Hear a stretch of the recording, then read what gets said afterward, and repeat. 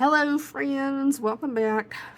I have been away visiting my mom, so this video is a little bit late, but better late than never, right? So I'm finally back in town. I have cleaned up the absolute mess that was my desk.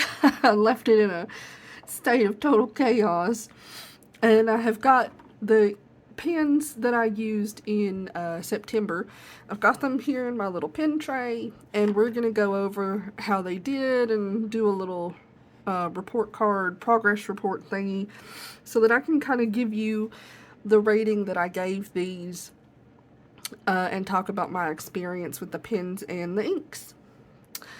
So this was the color palette that I chose for September, and I didn't intend for it to turn out this way, but I feel like it wound up being really cohesive. I think it's really pretty. It kind of reminds me of like an English garden or something, and I think I said that in the initial video. But, well, some were better than others. There were a few Ferris wheel press inks in this month, and some of y'all know how I feel about Ferris wheel press. I feel like most of their inks are so dry, and it can be a big struggle, and we did run into some of that. So I have got, on the other side of the page here, I have my little report card and thoughts. So we will go over it now, and I will just start from top to bottom. So the first ink that I had my Jinhao 100 with a medium nib, and I had Ferris Wheel Press's Moss Park Green put into it. This resin is really pretty, and this pen is really nice. If you have never tried a Jinhao before, I really highly recommend the 100 model. The nibs are nicer on these. They have, in my opinion, I think they have better quality control, and these nibs are 18 karat gold plated. They're not focus please. There we go. They're not 100%, like the whole entire nib is not 18 karat gold. I believe it's just gold plated, but it makes a difference. It makes the nib feel smoother and softer. It really does give a better writing experience, in my opinion. And the construction of the pen, it is really nice. They come with a converter and everything, and the resin material and everything looks really nice. So I think that this is a really good budget pen and a really good, one of Jinhao's better offerings. So how did this do? The pen was wonderful. The problem was the ink. So I have, what I've done for my scoring system this month is I've split the box up, and the box says IS over here and PS down here. So the IS is the ink score and the PS is the pen score. So I've sort of done a split grading system this month where I gave a separate grade on a scale from 1 to 10 to the ink versus the pen. So what I wrote was, it needed white lightning, but it was nice afterward. Smooth, good flow. The ink is dry, but the pen is great. And that's very much the truth. If you don't know what white lightning is, it's this little ink additive. This is used, this is for use in poor flowing or dry inks to increase flow consistency. You can get this at Van Ness. And this little bottle, I think it's like $6 or $7. I think that's right, but it'll last you forever. And it really helps for inks that are really, really dry. And it really helped. So after I added the ink additive to it, it was flowing really nicely. But I gave the ink score a 7. I gave it a little bit lower because I feel like if you have to add an additive to the ink, the ink is not performing as it should. This is just my personal opinion. I don't feel like the consumer should have to add an ink additive to make the ink flow well, like it needs to. That's just my opinion, though. And then the pen. Okay, so the next pen that I wanted to talk about was the Kaweco Sport. This one has a medium nib. I bought this one used. Just has a little medium nib on here. And inside this, I put Robert Oster Summer Storm, which is this kind of cloudy purple or dusty purple. And the score that I gave this one, I gave both of them a 7. The ink got a 7 and the pen got a 7. And I wrote, the ink is almost dry. The nib is okay, feels pencil-like. So it had some almost pencil-like texture. It was okay. It's not my favorite type of feeling. I prefer a smoother nib, so that's why I gave it a 7. It was mostly unremarkable. It was just so, you know. Okay, so next up we have my Edison Newark, and I had Octopus Fluids Orchid put in here, and this is a medium nib. And this pen has a Yovo, or I don't know if I'm saying that correctly, a Yovo nib put in it. Anyway, I gave this one, both of them got a 10, and all I wrote was Chef's Kiss. This was the winner of the month. I mean, look at it. It's just stunning. It's gorgeous. The pen is lovely. It sparkles like a dream, and the ink was beautiful.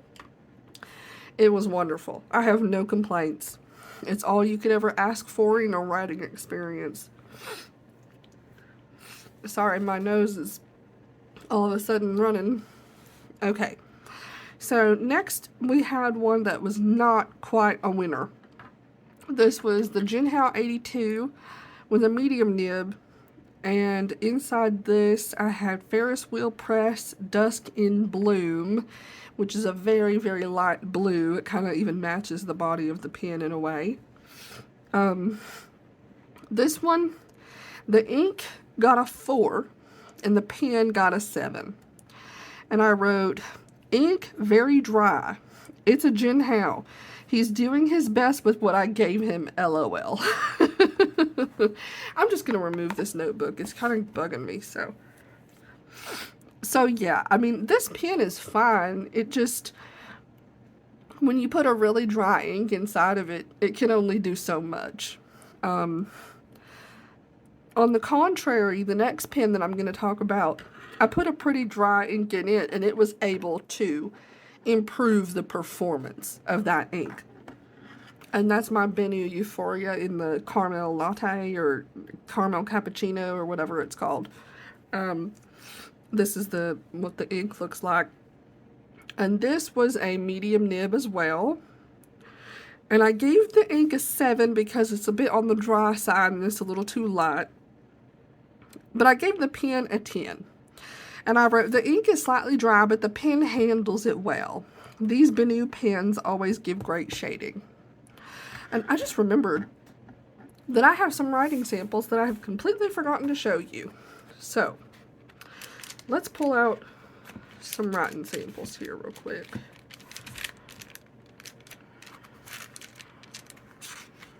Hold on.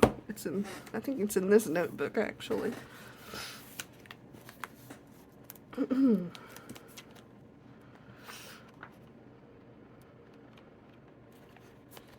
Okay, so starting from the top real quick, we'll start with this Moss Park Green, this page here. There's a writing sample you can see. And then we'll do the Robert Oster Summer Storm. Let me see here.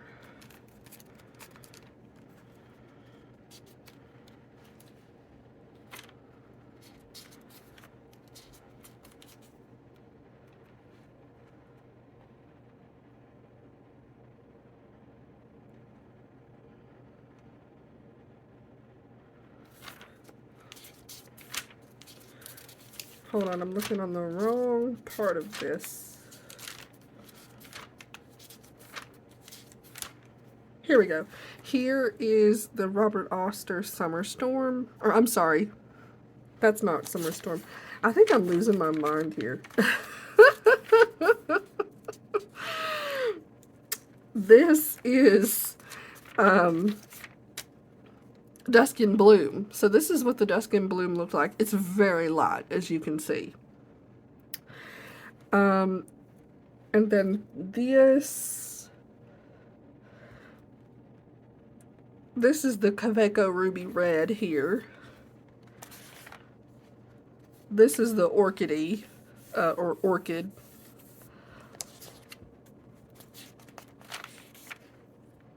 This is the Bouquet d'Automne. It's very light, as you can see. This is Tomoe River paper, by the way. This is the Beaver Dam Brown in an extra fine nib. This is Queen Allium.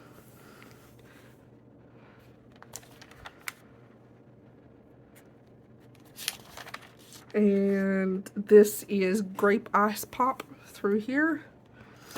And I guess I don't have anything in these notebooks for the Summer Storm, so I'm sorry, I lied to you. Anyway, which one was I talking about? Oh yeah, we had just talking about this one. So the next one that I want to talk about is the, this is my Kagaloo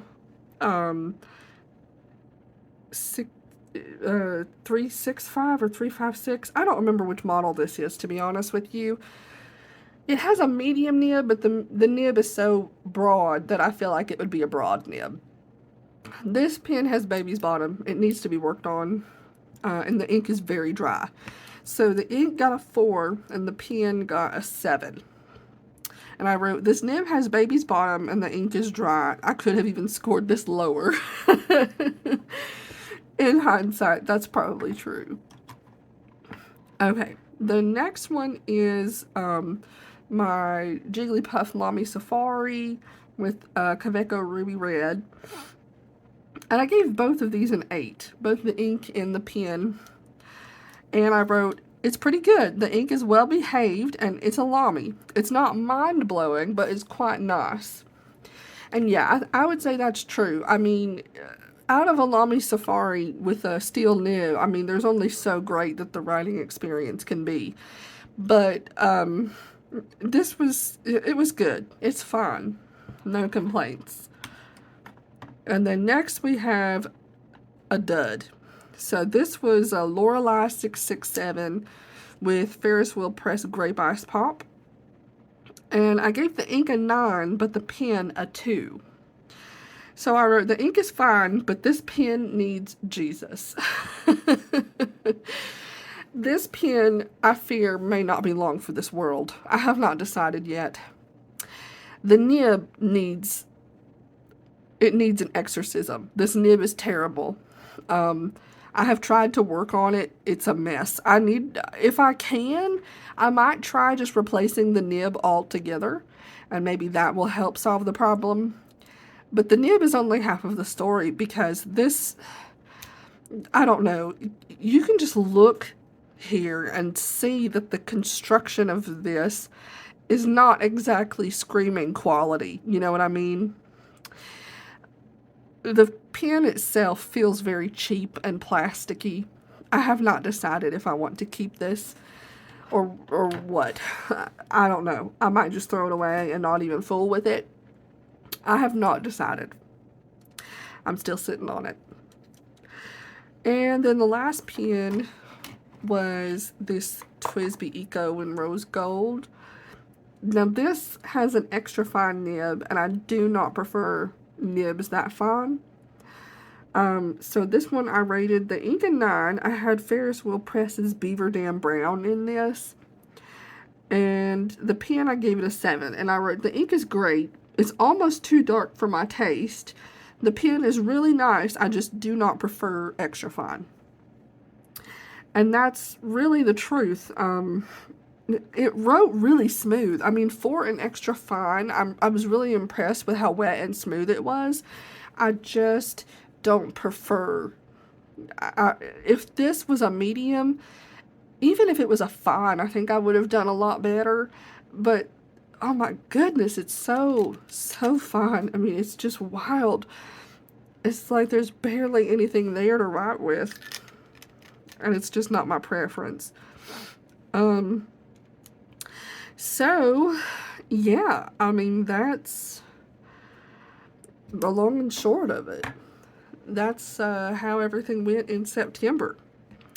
Thank you for watching, y'all. I hope that you are doing well and having a great day out there. Bye-bye.